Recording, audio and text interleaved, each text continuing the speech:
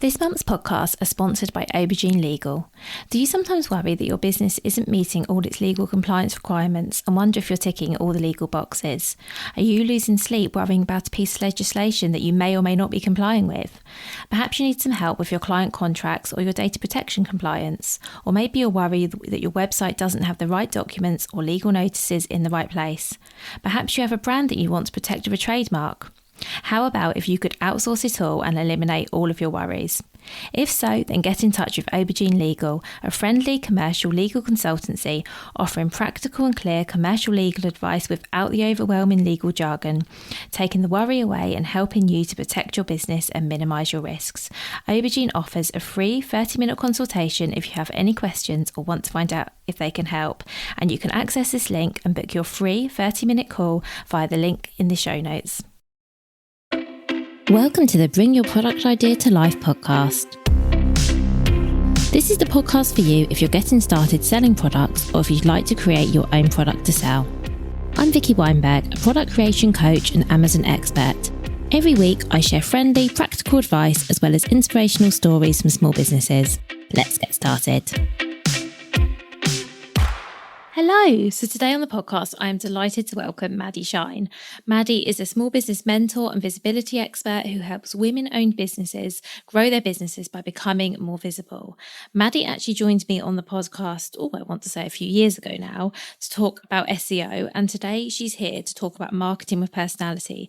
She's going to explain what marketing with personality means, how that applies to you, how that applies to your brand, and how you can help yourself and your brand be more visible. So I would love now to introduce you to Maddy. So hi Maddy, thank you so much for being here. It's wonderful to be here. Thank you for inviting me back, Vicky. You're so welcome. And so as you have alluded to, you have been on the podcast once already. So if you don't mind, I'm going to ask you to reintroduce yourself. Tell us all who you are, tell us about your business, what you do and who you support. Absolutely. So my name is Maddy Shine, sadly not the name I was born with, but that's the name that most people know me by. I am a blue head marketing, SEO, small business mentor for who I work mainly with women who run their own businesses. And I've been going 12 years now, and I offer all sorts of different services to help women. I educate them. I also do services for them with my brand Sassy and Soft. And so I really try and help in as many ways as possible so that women can run their own businesses in a way that works for them. Amazing. Thank you. So today we're going to be talking about marketing and marketing with personality more specifically. Yes. But let's start off with a really perhaps basic question, which is why do we need, when I say we, I mean women. So why do women need to be visible and make ourselves and our businesses visible? Beyond the obvious, obviously we all need to sell things. Yes, absolutely. Well, the thing is, we really need to be working on our visibility, particularly as small businesses, because you know how we all love to say support small business, shop small, all this kind of thing.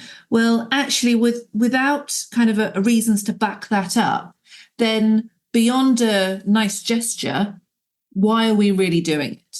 So I think that when we work on our visibility and show our personality and show our brilliant uniqueness, we all have it, whether we're introvert, extrovert, blue head or otherwise, we all have a personality that where we enjoy what we're doing, we enjoy speaking to people about what we do. And it's important to share that because there is so much awfulness going on in the world. And I think that when we are showing up with what we're doing, what we have built from scratch, and we get paid money to do that. I mean, how lucky are we to do that, first of all? But also because we are supporting ourselves, we are supporting our families. I just think that these stories need to be told. And that's why I think it's so important for particularly women who run their own businesses to be visible. Thank you. And I mean, I know that this is something that I struggle with. Naturally, I'm quite shy. I find it quite hard to put myself out there. And that's just my reason for it. But I'm sure you have had lots of reasons why many of us do struggle with making ourselves visible. What do you think are some of the other reasons that people hold back on doing this? Well, let's not forget that it was only possibly 2 generations ago where this would be a frankly unheard of thing. We are pioneers. This is still a very, in the grand history of time, this, women being visible sort of thing is quite new. Sure, women were sent out to earn money for the family and all that kind of stuff. That's not new. And let's not forget all the unpaid labor that women do. But the whole concept of actually using our voices, speaking up, putting ourselves out there, people listening to our opinions, us becoming leaders. This is all relatively new. And I think that women do struggle with that because the concept of a confident woman is still so unpopular in so many different worlds and still so frowned upon, even if people are sort of, oh yeah, no, I love a confident woman, I love a strong woman or whatever. That's still considered to look like a certain way, so, certainly not shy and certainly not, introvert or anything like that, and I think that when we actually do kind of move forward with confidence, then we can sort of start to see, oh, look at all the things that are possible. But at the same time, we haven't been told that many things are possible. What we've been told is that we'll face trolling, we'll face going viral for wrong reasons, we'll face ridicule, and we worry about the risks involved.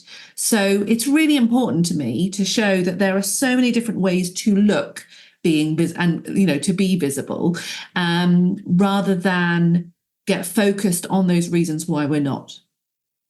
That makes a lot of sense. And I think another thing that I certainly have in mind, and I'm sure others do as well, is that fear of the feedback that you might get from putting yourself out there. It feels very vulnerable, actually.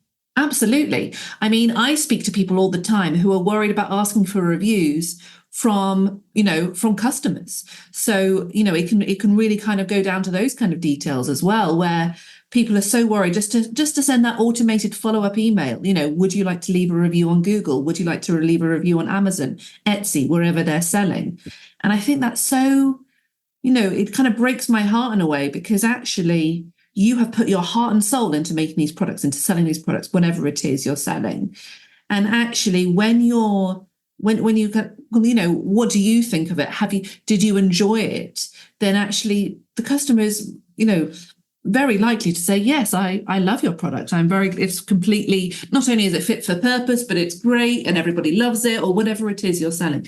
And so I think actually giving people the opportunity to show their love and appreciation is actually a sort of a bigger way, a sort of slightly more expansive way than, oh God, I'm scared to ask for feedback because, what if they hate it? To be honest, customers who hate things will tell you anyway, won't they? Let's face it. We've all had unhappy customers, unfortunately. But if you ask for feedback and they haven't given it already, then either they're going to say, here's how much I love and appreciate your product, or they're going to say, maybe some kind of suggestion, which actually would be really useful and will only ever improve what you're doing.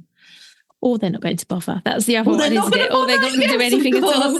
They're just going to put it in their junk and move on with their day. Yes. Because that's true as well, isn't it? Because sometimes we can feel the fear about doing some of these things, but actually to the person on the other end, it's such a small thing. Because I get loads of these emails, will you review this and that? And if it's a small business, I always do. But equally, it's not a big event for me to get an email from someone saying, please leave me feedback. I either will or I won't. And 9 times out of 10, I will. But it's not an event. But I think for those of us on the end of having to ask for this feedback, I think we play it up a little bit to be bigger than it is, maybe. For sure. I mean, this is a good example. I get constant automated emails from delivery companies, not the company sending out the product. The delivery company saying, how was your delivery experience? Well, obviously, I'm not going to respond to that. Until last Sunday at 7:30 a.m, I got a delivery of my toilet paper from this lovely eco company. I've been buying them from years on subscription, but they've never delivered at 7:30 on a Sunday morning before. So obviously it woke me up. And when I got how was your delivery? I wrote a very stroppy email saying, well, I don't expect to be woken up at 7:30 on a Sunday morning. Thank you very much. And to be fair, they sent an email almost immediately back, I'd say within the hour, saying, really sorry, these are our hours of operation. And this is how we can deliver an efficient service. I'm sorry, blah, blah. So it was just like, okay, fine. I know you're not going to like change your policy thanks to me, but, I did want to just have a space just to say, I'm not happy about being woken up at 7:30 on a Sunday morning. And I think that's very fair as well. Thank you. So one of the reasons, obviously, we need to be visible is because we need to let people know what it is that we're selling. Yes. But I think yet another thing that can hold lots of us back, and I'm speaking again from experience here, is when you have something to sell, it can feel a bit cringy and a bit awkward to talk about the thing you have to sell. And I know that's silly, but I also know I'm not the first person to say this. So how can we sell our products without feeling a bit yucky about it? Well, again, it comes back to reframing. So when, just like I was saying with the review feedback email and kind of panicking about what they might say and actually giving them the space to either ignore it or love and appreciate it, then actually it comes down to, that's the same thing when you're coming down to what you say on your website about the product or what you say on your social media or emails or anywhere else that you might be marketing. So really what you can start to think about is, think about those really happy customers. That's the thing that when I'm getting like, oh God, no one's going to want to hear me going on and on about this again, because we all get it. It's only natural. Because again, it's relatively new for us to show off like this, essentially. And so actually, when we think about the happy customers, the ones who can't get enough of what we what we sell. And, they have left good reviews and they have used lovely language. We can use that language, but also we can keep them in mind when we are putting ourselves out there and when we're talking about why other people, because there'll be other people like that happy customer out there who are desperate to know about our products. They just don't know about us yet. And so when we are talking about it and trying to find that confidence to do that, then that will make it slightly easier. I'm not going to say it's radically changed overnight, but it'll make it slightly easier every time you do it, every time you show up to talk about your beautiful products. That's really helpful. Thank you. So we said right at the beginning we were going to talk about marketing with personality. Yes. So Maddy, what does that mean? What does that mean? Well, the thing is, when you're at out for drinks with friends or you're at a dinner with friends or whatever, and they ask you about your business, of course, because that's what good friends do. And then they'll sort of say, they'll get you started on something. And we've all been there when we're completely, we might have had a glass of wine and we kind of go off on one about this particular product that we're making or something, a new idea that we've got kind of on the go or something like that. What I'm talking about is getting that kind of stuff out there in your marketing platforms. So you don't have to radically develop this kind of confident, strong personality if that is not your natural vibe. If it is, great. But if it isn't, and particularly if it isn't, then I think that that's when people kind of go, oh, marketing with personality, that's what that means. And actually what we're doing is we're just finding a way that feels comfortable for us, but at the same time, you're still working on a marketing plan and whatever that plan looks like to you. So you might be thinking about, well, why do people love what we do? Why do, and then sort of coming at it from that kind of enthusiasm rather than the worried about what people think. And I think that's the really solid kind of base for what I mean by marketing with personality. And the next thing I was thinking about was, when you're at markets and I keep seeing those jokey reels about the different kinds of customers that show up at market stalls, the ones who show interest and ask questions but still don't buy.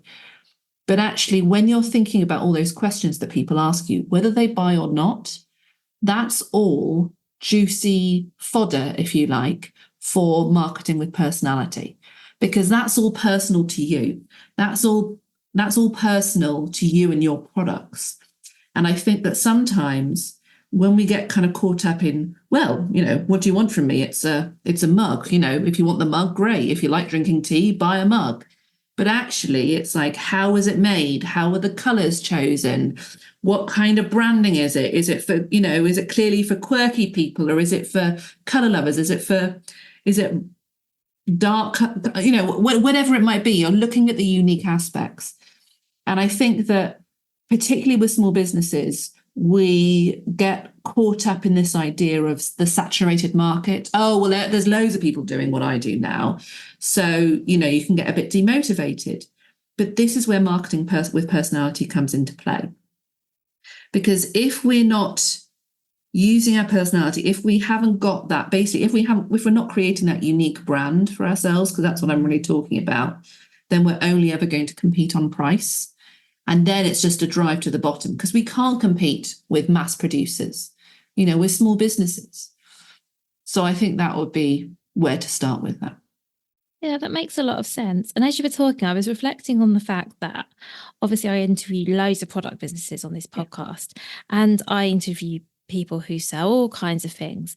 But I can have a few people on who sell the same products. I've had quite a few guests on who sell jewelry, and every one of them, the impression I have of them and their company and their products will be different because of what they've told me and what's important to them, and the story and how they got started and why they got started. And hearing all of that, I think that I was reflecting when you were speaking, that's the kind of thing that we're all interested in. I can't tell you how many times I've bought something off someone because I've introduced it for them for the podcast, and I've just been like, oh, I love the fact that you did this because of that. I love you were inspired by this, or you retrained, whatever it is. You hear someone's story and instantly there's a bit of a hook there, and it's really interesting. And I think maybe that part of what you're talking about is just finding a way to talk about your product, or an aspect of your product or your business or you, that people are interested in. Yes, absolutely. Your story is such a big part of it, because, well, that's partly why you know them well enough to interview them on your podcast, because they have developed a clear brand. They've got the story out there. They're telling those stories. They're telling their why. They're showing their why. I love to talk to businesses where it's really, really clear what their story is, why they exist. I was talking to this company the other day, and their entire business is secondhand kids clothing, which is amazing. And now they've just started a rental brand, as a rental branch of it as well. I mean, there's going to be a real story there, and that people can emotionally invest in. And I think that's again why the marketing with personality is how you can win over brands who are not doing this, no matter what kind of size of business you are, or how long you've been going. And I think that this is one of the reasons that podcast is great for this, is that you're hearing people tell their story in their, and I know I would say that because we are recording this for a podcast, but I do think it's true. There's something about hearing people tell their story or talk about their products or their business in their own voice and their own words. You really get a sense of them. And it's probably why it's my favourite way of finding out about new people, new businesses. But for those of us who maybe, because going on a podcast and being interviewed absolutely isn't for everyone. No. So what other ways do you think there are for businesses to sort of inject some personality into their marketing? If perhaps you're introverted, or, you don't want to maybe be on a podcast, maybe you don't even want to be on video, maybe you don't even want to show your face. How else can we do this? You can tell your story in your social media captions. If you don't want to show your face, if you don't want to do video yet, or if you want to mix it up, tell your story in the video, in the social media captions. I cannot tell you how many social media posts I read, and I'm just like, they clearly spent so long on the graphic that they just couldn't be bothered with the caption or whatever it might be, or they just thought we're assuming too much of what the reader knows and remembers. And so, we all scroll, don't we? We all scroll. We don't press like on everything. We probably lurk on quite a few different accounts, all that kind of stuff. Or we look on our explore page and we're just browsing. And I love the ones where people tell stories. And that can be as simple as using the adjectives that happy customers have used to describe your products within that story. It could be just simply how you made it. You could keep it super simple. Heck, you could even use AI to help you tell that story. I wouldn't say let AI make up the story, put a draft version in and let them maybe jazz it up a bit. But if you're wondering where to start with that's where I would start, telling the stories more in your social media captions. Another way to start with that video, emails. Set up that email list. I started my email list with 16 people 10 years ago. And, I really, those people, because I emailed them regularly, they would then tell other people and so on and so on. So that word of mouth became really strong because I was chatting away in my emails. I wasn't kind of getting het up on the structure and the conversion rates and the open rates and everything. I was just sending it out until it started growing, and that it did. So there's different ways to do it. But then, of course, with video, you don't have to show your face. You could just do voiceover on the video. And that could be for stories, reels, TikToks, whatever videos you're doing. But I do think it's important for to acknowledge your progression as you create different types of content. And what I really like to do is encourage people to play around and find out. And if you really hate it, delete it. Like, no one's going to know. It's absolutely fine. But really playing around with different types of content and having a look at going, oh, maybe I could do a piece of content like that I saw Joe Blogs do over there. And really sort of seeing, particularly the voiceover, I think that's a really great way to, again, inject some personality and really kind of say, oh, right, okay, so they're like a nice, calm brand. Great. That's exactly what I want from my scented candle or whatever it might be. Or, oh, look, I saw a business yesterday. They repurpose broken paddling pools and inflatables and they make handbags out of it. I mean, that's amazing. But as you'd expect, the maker was doing a video and she had colourful hair and she was talking very enthusiastically and all this kind of thing. So it was all very on brand. So I thought, great, because there's a story there, isn't there? And there's personality. So really, there's all sorts of different ways to do it. That makes sense. Thank you. And I liked your point as well about looking at content and getting inspired by other people's content as well. Absolutely, yes. Who is it that said there's no such thing as an original idea? I mean, I don't know how true that is, but I do think that we are allowed to be inspired by other people without directly copying them. And in fact, I love that feature on Reels where you can remix a reel. So I've actually just recently had a reel go viral, which, funnily enough, I'm not in. It's Elmo from Sesame Street, but I put my own caption and I put my own text on it because I remixed someone else's reel. And I've had, I think, over 8,000 saves of that reel now. So, that kind of visibility is obviously going to be really important to me. Yeah, I can see that. And I forgot about the remixing. I've never remixed a reel, as you can probably tell. I forgot that was even a feature, but that sounds like a nice way perhaps to start using reels as well, to use something else as a starting point. Absolutely, because I love making people laugh. This funny clip of Elmo really shows off my brand personality as well as giving some useful information in the caption. And I've got a few others saved as well. Like I love SNL, so I've got a few reels of those saved that I'm going to remix at some point. I found another Elmo one, so it really kind of helps give an indication. I think memes and clips like that can also really help show off your brand personality as well. That's a really good point. I think now you've said that, I suppose the clips that someone chooses to share, especially on a business account, does give you a good indication of who that person is, what they like, what their personality is, what their sense of humour is, perhaps. Exactly. From that kind of content that I am a joyful, optimistic sort of person. That I am not going to be this serious corporate minimalist kind of brand. Not that there's anything wrong with that. You just know that I'm not going to be that. And coming off track a little bit, I'd also like to say that we get that from your website as well, Maddy, which will be linked in the show notes for anyone who wants to look. Your website is very, very different to, I want to say any website that I've looked at for someone who does similar to what you do, if you see what I mean. Your website is really distinct. It's got a lot of personality.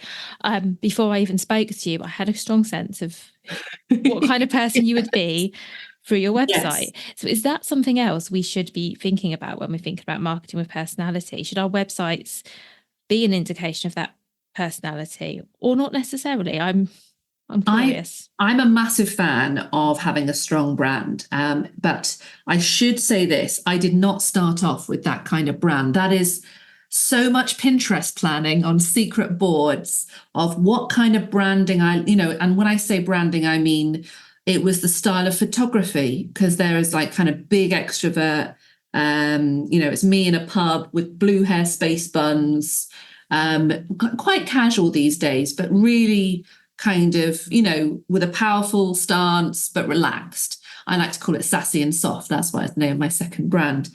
And with my strong branding, I really wanted it to feel like a welcoming bar, where you could pull up a chair next to me and have a good conversation. And that's really what I wanted from my branding. So when you're thinking about your branding, absolutely go for us, go and speak to brand designers, because I'm no brand designer, but I did work with a brand designer to develop that website so that I was really clear on what kind of fonts I wanted, what kind of fonts I didn't, the color scheme and all that kind of stuff, and the brand photography as well. I worked with a great brand photographer for those photos. So I did a lot of planning and a lot of evolution over the years. And I think that's also something that I wanted to bring up in this chat as well, is that we don't allow ourselves to evolve. We kind of say, oh, we're unhappy with our website, or we don't like how our Instagram aesthetic looks, or whatever. But actually, we don't think about what we want instead. And so we use that as a reason not to be visible.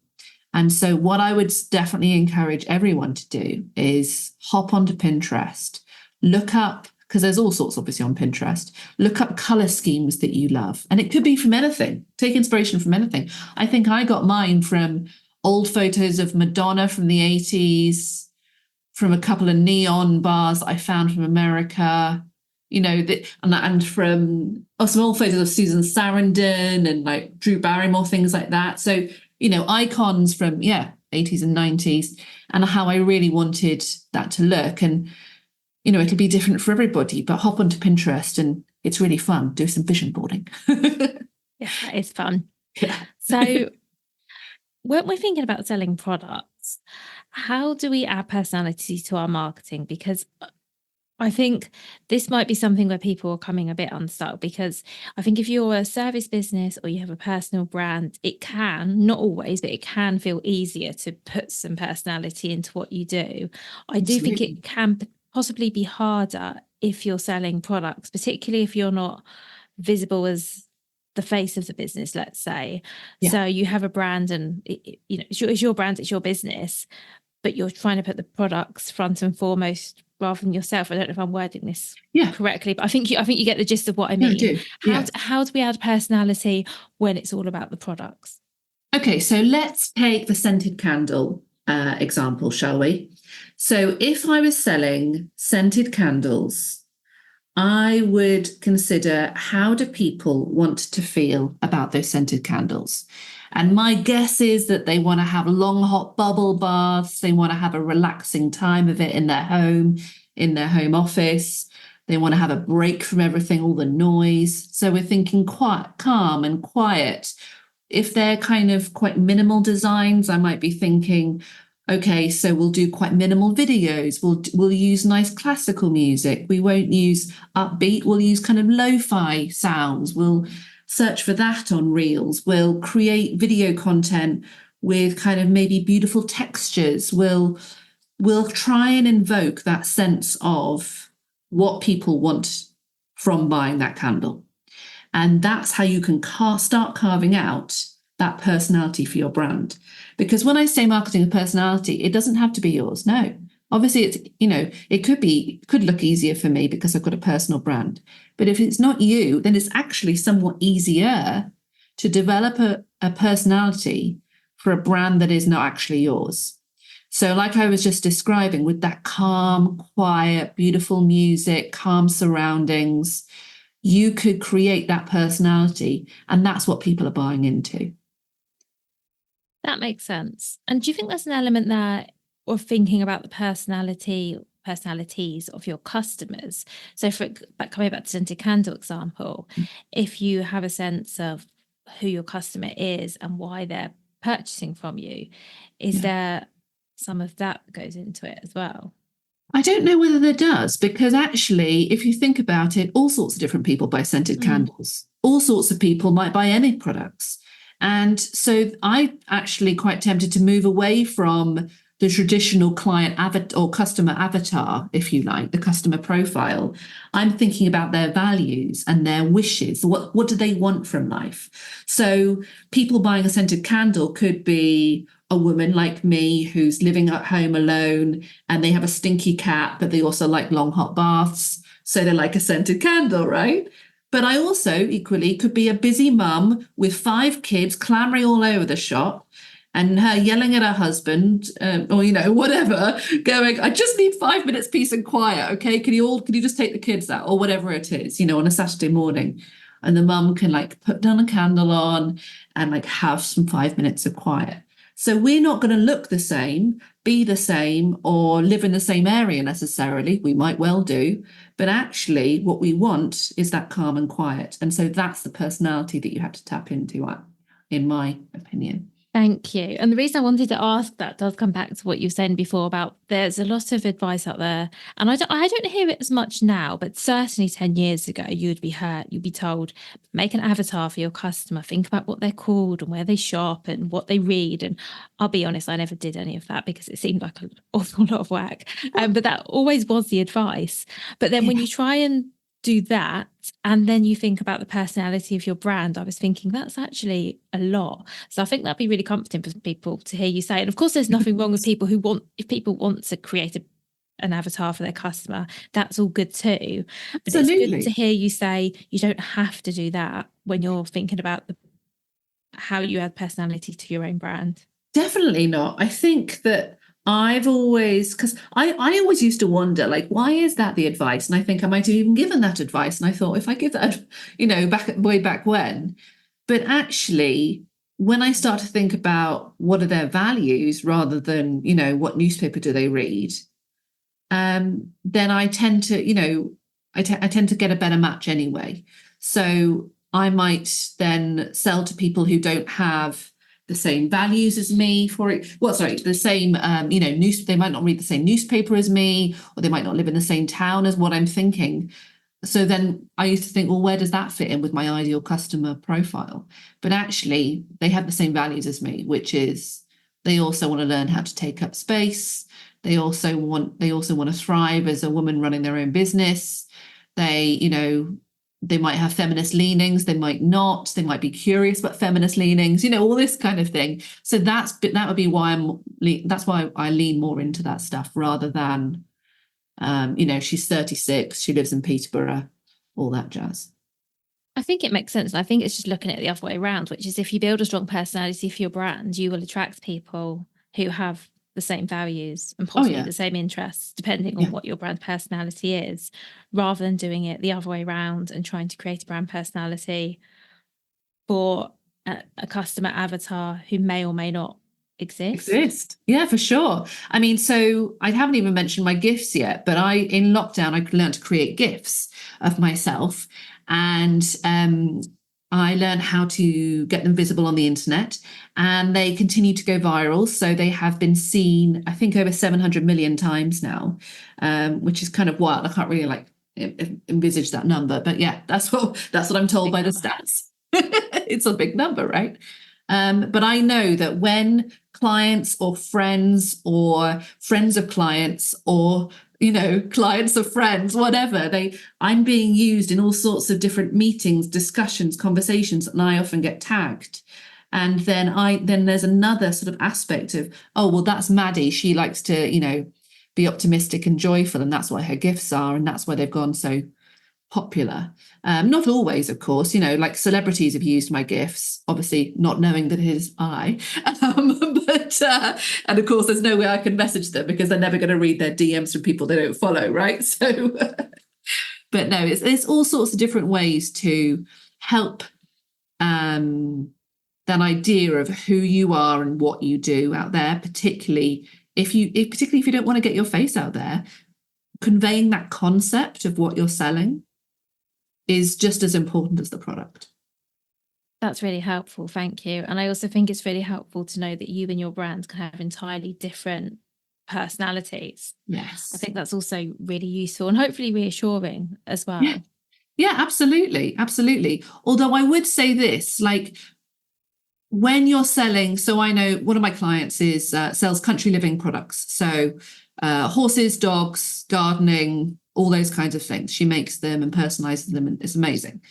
And she is very much a fan of all those things. That's why she wanted to create that business. That's why she's very passionate about it. So I would just be wary if you're looking at selling products, and maybe I'm wrong, so forgive me if I am, but usually there is a strong overlap. I call it like a Venn diagram, So your own personality probably shouldn't be radically different from what it is you're trying to sell, because otherwise it's not going to work. Yeah, absolutely. I think I was thinking more along the lines of you could be quite an introverted, quiet person, but maybe the products that you're selling, your brand could be quite bright and loud and colourful, perhaps. I think I was meaning more like that, because you're absolutely right. I mean, if you are, I don't know, very big on sustainability and you're selling, I don't know, so I can't think of a good example, plastic straws, silly example, but you know what I mean? Yeah. Then that doesn't fit. So I think absolutely, I think your business values and your brand values need to align. But I think there is a bit of space with a personality that maybe if you are quite shy, for example, you could have a bit more fun with the persona of your brand. Yes. I think it's also interesting just to, if you do sell at markets as well and sell in real life, to also keep that in mind, because then people might have an expectation, I suppose, of, oh, okay, so you've got a bright and quirky brand. But then I've met a lot of bright, quirky introverts, actually. So forgive me, I'll stop talking. That still is really interesting, though, because you do get you do have sometimes, whether we want to admit to this or not, we do sometimes have preconceptions of what X person will be based on their brand, their products, what we've seen online. Yes, I think we do. We do. Yes, and it's not always what you'd expect. No, definitely not. Definitely not. Sometimes it's fun to blow up people's expectations. Oh yeah, definitely. So, Maddy, thank you so much for all of everything that you shared. I think this is really useful. I think it's a lot to think about as well. One final question before my final question. So the penultimate question is, so do you think that for a products business, it's okay to not put yourself front and center of your business if that doesn't work for you? So when we talk about your brand personality, is it okay to be the founder of a brand and actually let the brand lead and keep yourself a bit quieter? Absolutely. I give you full permission to do that, as long as you do push the brand personality. So there's like a caveat to my answer, because what I've noticed is I have, I meet business owners, because of course, down the pub, even I get into conversation with people and think, oh, I run my own business. I make beauty products or something like that. And I'm saying, okay, what kind of marketing do you do? And they do the most stunning photography. They really do. This one particular business I have in mind, and they'll never show their face, and that's their style. Absolutely fine, but they're not pushing what they are doing enough. So I'm not saying it's not good enough. It's beautiful, but they need to be looking at other ways to push that, and develop that brand personality. Now that they have the beautiful photograph. So I think, I would just say, if you want to detach yourself from that, and not be the face of your brand, absolutely fine, but make sure you're really pushing the stuff that you are doing. That's really helpful. Thank you. And so finally, Maddy, my real final question, what would your number one piece of advice be for marketing with personality? To play around with different styles, different platforms, and find out what works for you before you start finding out, before you burn yourself out trying to find what works for other people, because without you, there is no business. And that's what the main thing is. That's really good advice. Thank you. Because it can be too easy to think, oh, I should be on this platform because so and so is doing that, or I should create GIFs because Maddy's done it, or whatever the thing is. So, yeah, I think that's really good advice. Thank you so much. Thank you. Thank you so much for listening right to the end of this episode. Do remember that you can get the full back catalogue and lots of free resources on my website, vickyweinberg.com. Please do remember to rate and review this episode if you've enjoyed it, and also share it with a friend who you think might find it useful. Thank you again, and see you next week.